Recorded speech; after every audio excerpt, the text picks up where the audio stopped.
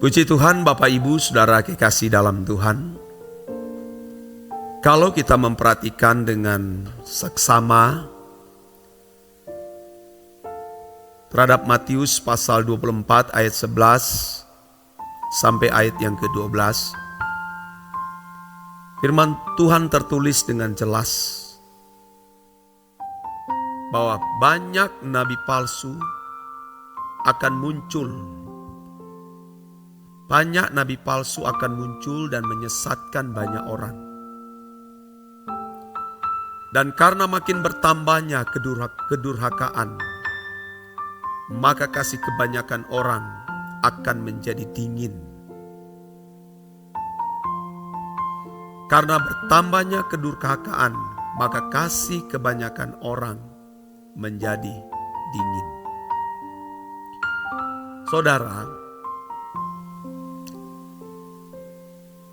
jumlah orang yang suka berdoa, khususnya orang Kristen ya, tentu saya tidak bicara orang di luar Kristen. Tapi orang yang mengatasnamakan diri sebagai orang Kristen. Jumlah di antara orang-orang Kristen ya, tentu kita termasuk ya, sangat sedikit atau sangat minim yang suka berdoa, saudara. Tipis sekali yang suka mendengar firman, membaca Alkitab. Bahkan yang melakukan ibadah pun sangat sedikit, saudara. Tipis sekali, saudara. Karena memang sudah jelas, karena bertambahnya kedurhakaan, maka kasih kebanyakan orang akan menjadi dingin. Banyak orang mendengar firman itu sangat dingin. Ibadah menjadi dingin. Tidak ada gairah mencari Tuhan. Tidak ada gairah berdoa. Tidak ada gairah menyembah Tuhan. Jadi ini sudah menunjukkan bahwa kasih kebanyakan orang sudah menjadi dingin. Tidak seriusnya mencari Tuhan. Tentu ini saudara karena pengaruh dunia yang begitu canggih. Teknologi yang begitu canggih. Pengetahuan yang makin bertambah-tambah. Bukan pengetahuan akan kebenaran,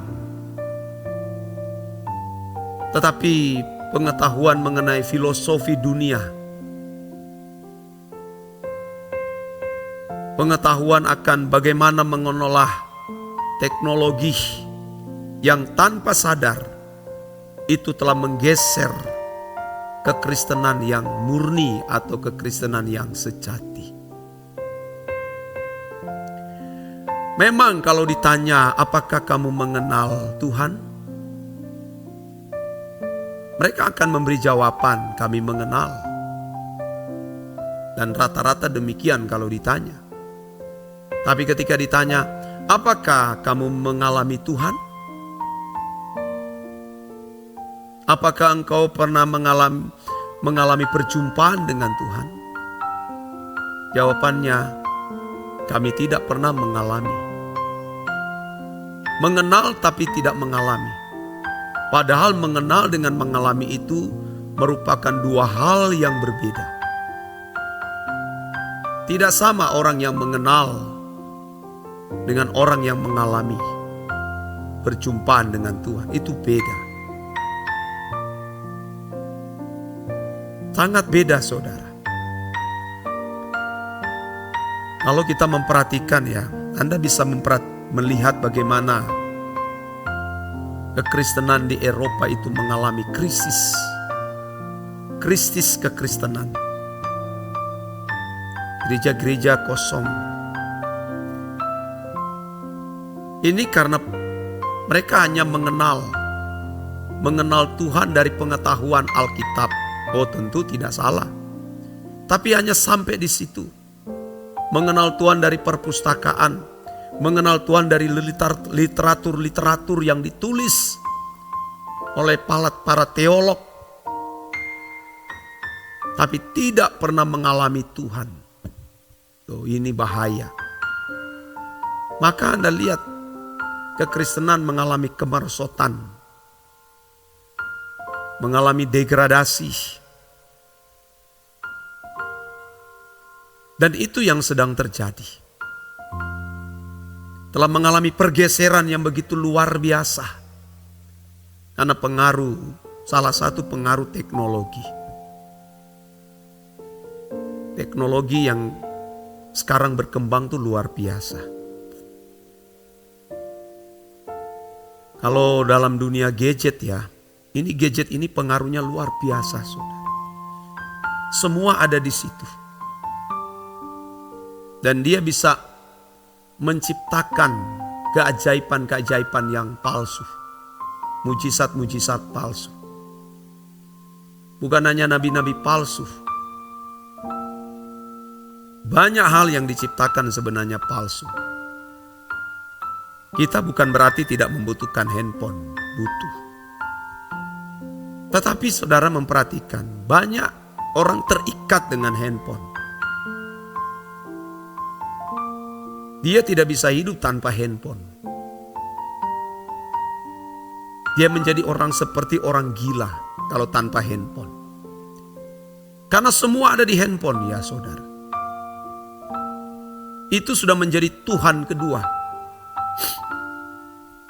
Sudah menjadi Tuhan kedua. Semua telah disajikan melalui handphone. Dalam bisnis, di situ. Semua dia sediakan menu. Hampir tidak ada menu yang tidak disediakan oleh gadget, oleh teknologi ini. Soal urusan dapur ada di gadget. Soal urusan makan perut tinggal pencet tetek datang. GrabFood datang. Kalau Anda sakit, Anda tinggal pencet tetek, dokter bisa datang di rumah. Obat datang. Apalagi pekerjaan datang. Bahkan ibadah pun melalui gadget. Itu luar biasa. Dia menyediakan semua sarana. Bahkan mencari pasangan, mau jodoh, semua ada di situ. Mencari informasi, semua di situ. Bahkan membuat ijazah palsu, membuat skripsi palsu, membuat tesis palsu, disertasi palsu, semua sudah di situ. Apa yang tidak ada semua? Semua ditawarkan. Dia bisa menciptakan mujizat-mujizat palsu, saudara. Oh, ngeri. Wajah palsu sudah di situ semua. Sistem perbankan semua di situ. Kalau kita mau melakukan transaksi, kita mesti isi data harus lengkap. Bahkan kalau kita mau beli sesuatu, teknologi ini harus tahu kita beli apa ya, harus lapor. Beli bahan bangunan 5 sak semen harus ditulis. Beli paku harus ditulis. Beli onde-onde, beli cucur, beli kue apa, itu harus ditulis. Diminta semua data-data itu. Coba bayangkan. Semua benar-benar terbuka. Tidak ada data yang bisa tersimpan lagi. Semua rahasia dalam rumah tangga di situ. Ada masalah dimuat di situ. Apa yang tidak terbuka? Miris sekali, saudara. Jadi saudara, banyak yang sudah terikat. Sehingga saudara kasih kebanyakan orang sudah menjadi dingin karena pengaruh hal itu. Telinga mereka sudah menjadi tuli karena lebih banyak mendengar suara dari gadget, mendengar suara dari TikTok, mendengar suara dari Instagram, mendengar suara dari FB, mendengar suara dari YouTube, Kapan kita mau mendengar suara dari Tuhan? Sudah tidak punya waktu bermeditasi dengan Tuhan, sudah tidak punya waktu berdoa pribadi dengan Tuhan. Karena sudah digantikan dengan teknologi yang begitu hebat. Tentu saya pendeta banyak memperhatikan hal ini. Kenapa banyak akhirnya wanita-wanita itu hamil harus disesar? Harus sesar, harus operasi semua. Biasanya lahir normal. Karena pengaruh media sosial, mereka lebih banyak santai duduk di rumah, tidur-tiduran. Dari sejak kehamilan sampai melahirkan saudara, tidak mau olahraga, jadi malas, dimanjakan semua. Melalui media sosial, teknologi yang kita alami di zaman ini, semua jadi manja. Makanya dunia medis, dunia kedokteran itu laku semua. Baik itu ahli-ahli jantung itu laku. Karena manusia sudah dinyamankan, tidak mau olahraga lagi, tidak mau beraktivitas semua. Semua kegiatan dipengaruhi oleh handphone ini. Dan saya kira sebagian saudara juga sedang tergerus dengan keadaan-keadaan itu. Jantung. Oh, saya sembuh dengan alat kecanggihan. Itu mujizat palsu. Dulu orang kalau mengalami mujizat keajaiban dari Tuhan benar-benar sembuh. Dia sembuh dari jantung tapi pasang ring 5. Dia sembuh dari ginjal tapi transplantasi. Bukan salah saudara. Tapi orang hanya bergantung kepada hal itu. Bukan lagi bergantung kepada Tuhan. Kasih kebanyakan orang sudah menjadi dingin. Mujizat-mujizat yang dialami semua adalah mujizat palsu yang dikerjakan oleh teknologi. Saya saksi hidup. Tentu saya bicara ini bukan berarti saya sudah sakti. Enggak. Lagi berjuang ini saudaraku. Bahaya. Saya pengguna handphone tahu. Aduh, celaka saya ini. Biasa kita cuma sekedar cari informasi, akhirnya terjebak. Sehingga kita lebih banyak dipengaruhi oleh suara-suara dunia. Suara setan melalui teknologi ini. Padahal teknologi bagus, tapi kita tidak dewasa, akhirnya kita hanyut. Kita tidak lagi mencintai Tuhan. Di mana-mana gadget harus ada, tidur dia ada. Kita di WC dia ada, kita jalan dia ada, kita main musik dia ada, kita beribadah dia ada. Tuhan semua di mana dia ada. Coba saudaraku, bagaimana kita memiliki kerinduan mencari Tuhan. Tuhan yang palsu yang kita kenakan dalam hidup ini.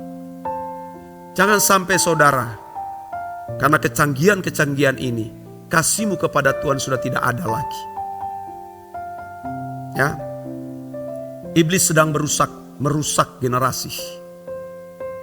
Dan termasuk banyak orang Kristen. Ayo kita terus bertumbuh. Carilah Tuhan selagi ia masih dapat ditemui. Dan berserulah kepadanya selagi ia dekat. Dan ini menjadi pesan Tuhan bagi kita semua.